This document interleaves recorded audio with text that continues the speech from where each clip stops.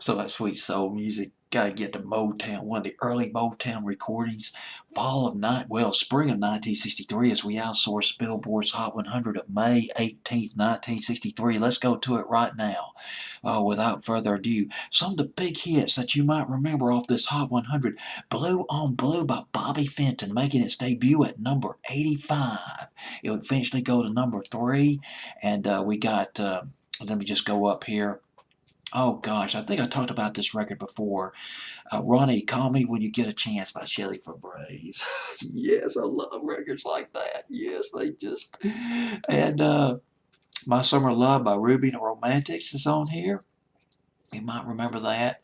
But some of the real big hits, It's My Party by Leslie Gore at number 2. Oh my God. It's My Party by Leslie Gore jumped from number 60 to number 26. Week of May 18th, 1963. Well, this song did not do half as well. Let's go to it right now. Forever by the Marvelettes at number 86 on Billboard's Hot 100 of May 18th, 1963. They were students, started out as students at Inkster High School in Inkster, Michigan, which is a suburb of Detroit. Gladys Horton was 15 years old. She sang lead on a lot of their early singles. Although she left the group in the late 60s, Gladys Horton. Gladys Horton was 15 years old in 1960. She was a member of the Glee Club. And she got some older members of the Glee Club to sing with her. It was at a function or something. And, there was 4 other girls, and they needed a name. They had trouble coming up with a name.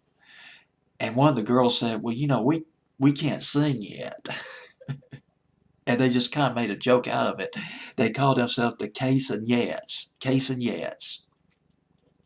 And they later became the Marbles, and then the Marvelettes signed a deal with Motown's Tamla record label in 1961. They teamed up with a lot of talented songwriters. I mean, we're talking about the geniuses.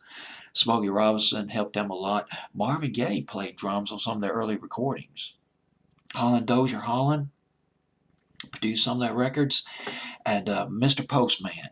Mr. Postman in 1961, and then there was Twisting Postman in 1961. Playboy, a big one by them in 1962. Locking Up My Heart, a very minor pop hit by the Marvelettes, but it was one of the first recordings by the dynamic production team of Holland Dozier Holland, who produced all those fantastic, what can I say, Supremes and the Four Tops records. They were the marquee producers, among the marquee producers of Motown in 1964, 65, 66, till they left the Motown label in 1967. And Locking Up My Heart didn't even make top 40, I don't think. Well, this record came out after Locking Up My Heart by the Marvelettes. Wanda Young sang lead on this record. And Wanda Young, she assumed most of the lead vocal duties later on in the 60s.